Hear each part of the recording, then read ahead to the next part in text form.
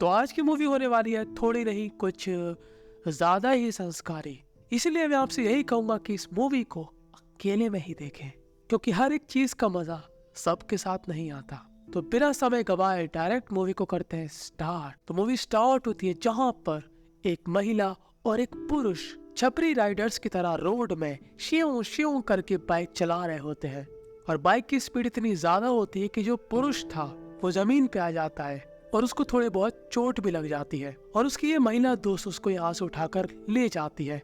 अब ये महिला दोस्त इस आदमी के इस चोट को सही तो नहीं कर सकती, पर इस महिला के पास चोट शब्द से मिलती जुलती हुई एक चीज है जो कि वो अपने इस पुरुष दोस्त को देने वाली है। क्योंकि भले ही इस पुरुष ने कितनी भी चोट खाई, संस्कारी होने से अच्छी नहीं है कोई दवाई। और जैसे ये लोग धीरे धीरे करके एक दूसरे की अनबॉक्सिंग करते हैं, वैसे वैसे मेरी तरह हमारी ऑडियंस का भी मन मचलने लगता है। पर ये सीन यहीं पर रुक जाता और इस महिला का सपना टूट जाता। जी हाँ, ये जितनी भी हमने क्रियाएं देखी थी, ये क्रियाएं इस महिला के दिमाग में चल रही थी। इस महिला को हम बुलाएंगे पिंकी, क्योंकि इसके पास पिंक है लिप्स। बाकी दूसरी तीसरी चीजों पर मैं ध्यान नहीं देता, because I am a good boy. चल झूठा। अब जैसे यहाँ पर पिंकी उठती है, उसको भूख लगती है, वो यहाँ पर थोड़ा बहुत खाना पीना खाने लगती है कि तभी यहाँ पर एक मुस्टंडा आता है। इस मुस्टंडे को हम बुलाएंगे कायो। पर घंटा आपको इसके नाम से फर्क पड़ता है, क्योंकि आपका सारा ध्यान तो कहीं और है। तो देखो, कायो और पिंकी की जल्दी शादी होने वाली है, और इनके यहाँ हमारी तरह तो होता नहीं है कि शादी के बाद संस्कारी होते। ये लोग तो जब भी मूड में आते तब संस्कारी हो जाते, तो यहाँ पर भी हो जाते। ये दोनों ही मिलकर यहाँ पर दूर करते हैं एक दूसरे के बीच में दूरी, और इस सोफे के ऊपर करते हैं संस्कारी वाली मजदूरी। और यहाँ पर हमको एक और बात मालूम चलती है कि कायो सिर्फ दिखने में स्ट्रांग है, क्योंकि टाइमिंग भाई की 19-20 है। हर बार गर्म करके ठंडा ही छोड़ देता है हमको। तो अब अगले दिन हमको ये युगांडा के आदिवासियों की तरह दिखने वाली ये महिला दिखाई जाती है। अब देखो, मैं किसी के फेस पे जोक नहीं मारता, पर इसके मार रहा। पता क्यों? क्योंकि ये मैडम जी वही महिलाओं में से आती है जो कि अपने एक अच्छी दोस्त को बिगाड़ना चाहती है, और इसको हम बुलाएंगे झमूरी। झमूरी चाहती है कि जो उसकी बेस्ट फ्रेंड है जिसका नाम है पिंकी, वो शादी ना करे, क्योंकि वो चाहती है कि जैसी मैं हूँ वैसी और भी लड़कियां हों। यानी कि जब मुंह उठाया किसी के साथ भी संस्कारी हो गए, प्यार मोहब्बत धोखा है, बेड पे जाओ अभी भी मौका है। ये वाला माइंडसेट है झमूरी का। अब पिंकी की ड्रेस सिलेक्ट होने के बाद पिंकी अपने ऑफिस चली जाती है। अब पिंकी जो ऑफिस संभालती है, उसके ऑफिस के साथ ही वर्क करता है कायो। और ये जो आदमी आप देख रहे हो, ये है पिंकी का बेस्ट फ्रेंड, साथ ही उसका असिस्टेंट। इसको हम बुलाएंगे रेंचो।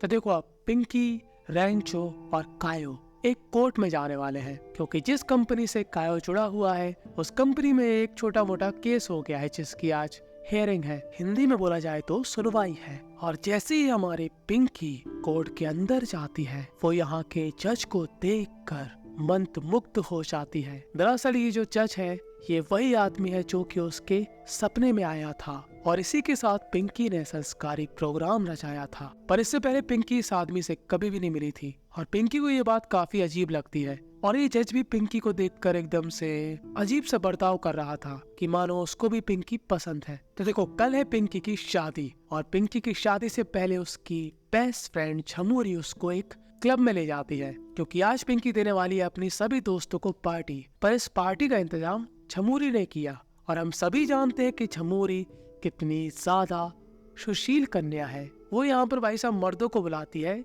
ऐसे मर्द जो कि यहाँ पर सभी महिलाओं के सामने अपने कपड़े उतारते हैं और अपने औजारों को दिखाकर उन पसंदीदा महिलाओं को अंदर ले जाते हैं। और अंदर ले जाकर फिर क्या करते हैं वो बताने की जरूरत मेरे को नहीं है कि तभी पिंकी को एक किसी ने बॉक्स सेंड किया था, और जैसे ही पिंकी उस बॉक्स को ओपन करती है, वो क्या देखती है कि कायो काफी महिलाओं के साथ संस्कारी हो चुका है। और इस बॉक्स में कायो की ऐसी ऐसी फोटोज होती है जिनको देखकर हमारी पिंकी सैड हो जाती है, क्योंकि जिसको वो दे रही थी अपने पिंक लिप्स से किस, उसके तो बाहर है महिलाएं गर्लफ्रेंड 36। और पिंकी ये बात रेंचो को बताती है, और अब पिंकी को जानना है कि कायो का ये संबंध कितने सालों से चल रहा। अब पिंकी कायो के ऑफिस जाती है, जहाँ पर कायो का सिक्योरिटी गार्ड खंबे की तरह खड़ा होता है, पर इस खड़े खंबे को शांत करने की जिम्मेदारी उठाती है झमूरी, जो कि हो जाती है इस मुस्टंडे के सामने निर्वस्त अवस्था में पूरी। और दूसरी तरफ पिंकी को मालूम चलता है कि कायो 2 साल से उसका काट रहा था। दरअसल कायो और पिंकी का रिलेशनशिप 5 साल से चल रहा था,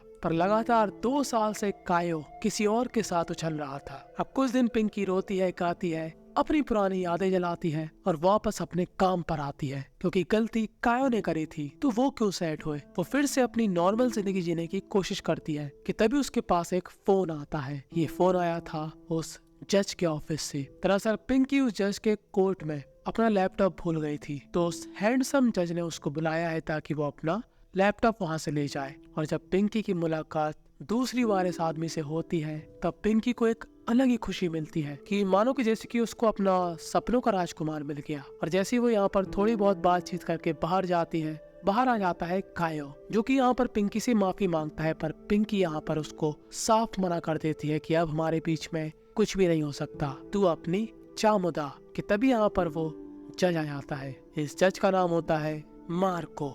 मार्को यहाँ पर कायो को जाने के लिए कहता है और अब कायो की भी थोड़ी बहुत फट जाती, क्योंकि वो जिससे बात कर रहा वो साक्षात जज है। तो जज से तो अच्छों की फट जाती, तो ये तो फिर भी कायो है।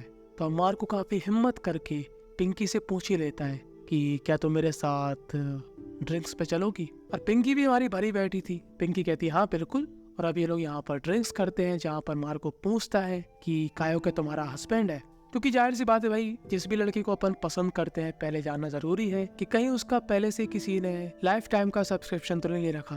और पिंकी यहाँ पर साफ मना कर देती है कि उसका और मेरा रिश्ता अब टूट चुका है। कि तभी मार्को को यहाँ पर एक महिला दिखती है और वो काफी ज्यादा डरने लगता है। और उसके बाद मार्को यहाँ से चला जाता है और पिंकी फोन लगाती है अपनी बेस्ट फ्रेंड झमोरी को। झमोरी यहाँ पर डेट पे आई हुई थी एक लड़के के साथ। झमोरी पिंकी से कहती है कि यार मैं एक लड़के के साथ डेट पर आई थी, पर ये लड़का कितना बकबक करता है यार, मुझको तो सिर्फ संस्कार ही होना है उसके साथ, तू बता तेरा क्या हाल है। तो पिंकी कहती है कि मैं उसी जज से मिली, उसका नाम मार्को है। तो जस्ट यहाँ पर झमोरी कहती है कि फिर क्या तुम लोगों ने संस्कारी प्रोग्राम किया। पिंकी कहती है अबे इतनी जल्दी क्या है, अभी हम लोग एक दूसरे को जान रहे हैं। अब ये जान पहचान धीरे धीरे बढ़ने लगती है और जब जान पहचान बढ़ जाती है तो एक लड़का और एक लड़की सीधे मुद्दे पर आते हैं। पर अब शाम होने के बाद जिस होटल में ये लोग पार्टी करने गए थे उसी होटल के समुंदर से निकलता है मार्को, एकदम जल परे की तरह। और अब मार्को को ऐसे गीले बदन में देखकर पिंकी को सब्र नहीं हो रहा था और पिंकी डायरेक्ट मार्को के मुंह पर कहती है कि बहुत जान लिया एक दूसरे के बारे में और बातें भी कर ली बहुत सारी, और अब मेरे दिमाग में बस एक चीज चल रही है, मुझे होना है तुम्हारे साथ संस्कारी। और अब क्या, मार्को और पिंकी यहाँ पर ऐसे संस्कारी होते हैं, ऐसे संस्कारी होते हैं कि हे भगवान, कि आपको इस सीन को स्किप करना पड़ेगा, नहीं तो आपका अंडरवियर खराब हो जाएगा। पर यहाँ पर एक तीसरा बंदा भी होता है जो कि इन दोनों की रिकॉर्डिंग बना रहा था।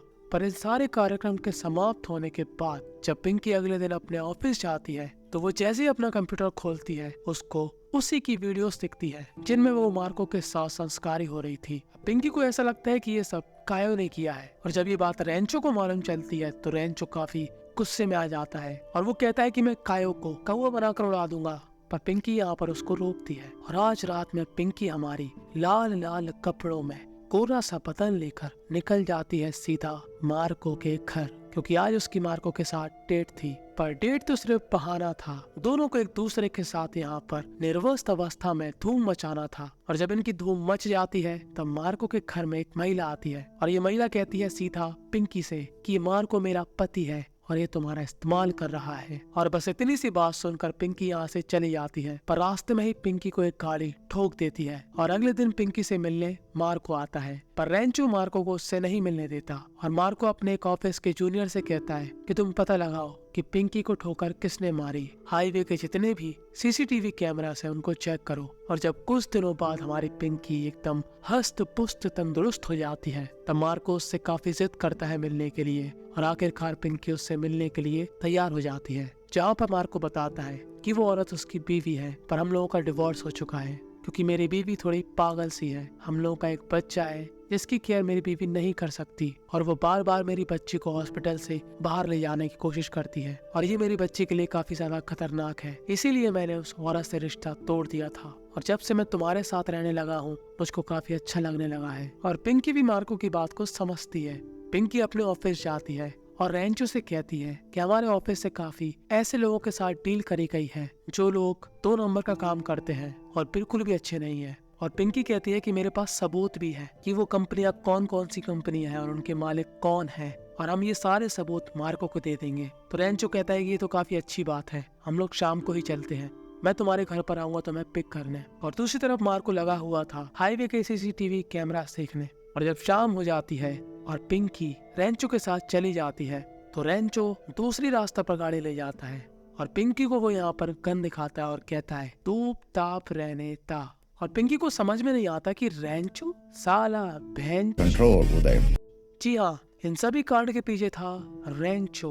और अब यहाँ पर मार्को का फोन आता है। रेंचो कहता है कि नहीं उठाना, पर पिंकी जल्दी से उठाकर कह देती है कि मार्को मुझे बचाओ, इन सभी कांड के पीछे रेंचो है। कि तभी मार्को पिंकी के फोन की लोकेशन ट्रेस करते हुए उसके पीछे पीछे आने लगता है और रेंचो यहाँ पर पिंकी को जंगलों के बीचों बीच ले जाता है जहाँ पर होता है कायो, जो कि एक काफी बड़ा गड्ढा खोदता है। दरअसल कायो इन सभी के पीछे नहीं था, रेंचो इन सभी के पीछे था और कायो बस रेंचो का एक प्यादा था जो कि उसके कहने पर काम किया करता था। कायो और पिंकी की शादी भी रेंचो ने ही तोड़वाई थी क्योंकि कायो कुछ ज्यादा ही प्यार में पड़ चुका था पिंकी के। अब रेंचो यहाँ पर कायो से कहता है कि तू इसको मार, पर कायो पड़ चुका था प्यार में पिंकी के, तो कायो कहता है कि ये मेरे से नहीं हो पाएगा और इन दोनों की यहाँ पर हाथापाई हो जाती और रेंचो कायो पर ही गोली चला देता। और इससे पहले वो पिंकी को मारे यहाँ पर आ जाता है मार्को, और इससे पहले रेंचो मार्को को मारे यहाँ पर आ जाती है पुलिस, जो कि मार्को ने पहले बुला ली थी और ये पुलिस मार देती है रेंचो को, यानी कि विलन का हो चुका है खात्मा।